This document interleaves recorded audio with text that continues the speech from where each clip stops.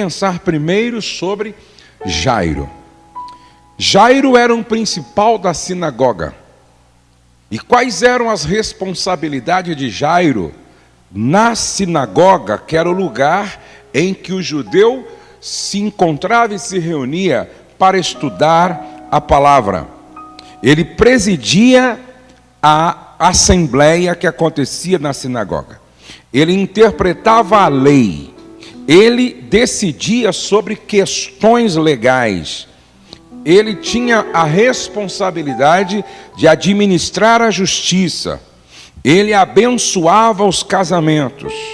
Ele também decretava os divórcios. Ele tinha a responsabilidade da direção do culto na sinagoga, a seleção daqueles que deveriam liderar a oração. Ele lia as escrituras e ele pregava na sinagoga. Geralmente apenas uma pessoa ocupava essa posição em cada sinagoga, tornando-se alguém influente em sua comunidade. Ou seja, ele era um religioso, uma autoridade religiosa ali naquele contexto religioso judaico. Então ele era uma figura importante. Ele era uma figura respeitada. Bom, quando você lê aqui no verso de número 22, que este principal da sinagoga vai até Jesus à beira do mar da Galileia e se prostra diante de Jesus, aqui nós estamos diante de um fato incomum. Por quê? Porque Jesus, ele era visto pelos religiosos, fariseus e outros, como um herege, como um falso mestre.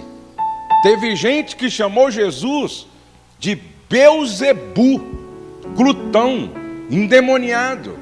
Para os religiosos daquela época, Jesus era um falso profeta. Jesus era um herege. Jesus era um curandeiro. Aí então Jairo, ele simplesmente coloca em jogo a sua reputação. Porque quem visse Jairo se prostrando diante de Jesus, sendo ele um líder religioso, iria simplesmente desqualificá-lo, dizendo: Jairo perdeu a cabeça, Jairo não tem juízo.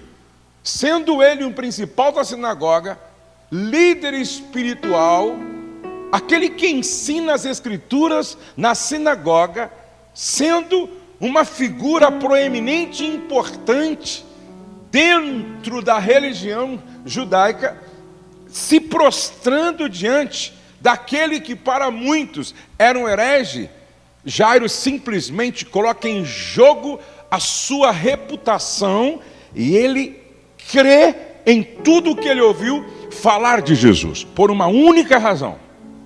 Veja o que ele diz aqui no verso de número 23. E insistentemente lhe suplicou,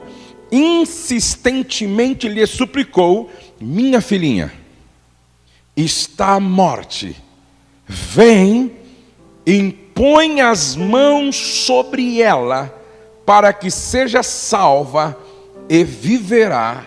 E o texto diz: Jesus foi com ele. O primeiro ponto da minha reflexão nesta noite é: não desista de quem está a caminho da morte na sua casa. Não desista de quem está a caminho da morte na sua casa. Havia alguém na casa de Jairo que tinha apenas 12 anos e estava, quem sabe, com câncer, estava, quem sabe, com uma leucemia, estava, quem sabe, com qualquer outro tipo de doença terminal. E Jairo sabia que a sua filha, adolescente de 12 anos, estava caminhando a cada dia que passava em direção à morte. E ele então vai até aquele sobre o qual ele ouvia falar, que ele curava, que ele libertava, que ele transformava, que ele ressuscitava. E ele então, ele quebra todo o protocolo, ele compromete a sua própria reputação como líder religioso. Ele sabe que ele vai ser mal falado, vai ser ridicularizado, desqualificado. Vão falar que ele perdeu a cabeça, que ele não tem juízo. Como pode um líder religioso que ensina as escrituras na sinagoga se prostrar diante de alguém que é tido como herege, falso profeta, curandeiro, beberrão? Ele não está preocupado com o que vão dizer sobre a sua busca intensa por uma solução dentro da sua casa. Alguém poderia dizer para Jairo: Jairo, para sua filha não tem jeito, porque o que ela tem é incurável. Ele simplesmente, com a sua atitude, dizia: eu não desisto. Mas Jairo,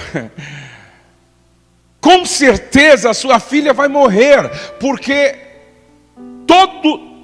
tudo o que ela está apresentando são sintomas de alguém que está indo para a morte. E ele simplesmente não dá ouvido para esse tipo de gente e vai à procura de Jesus, como que dizendo para todos: eu não desisto. Mas não tem solução. Eu não desisto. Mas e se sua filha morrer? Não sei. Eu não desisto.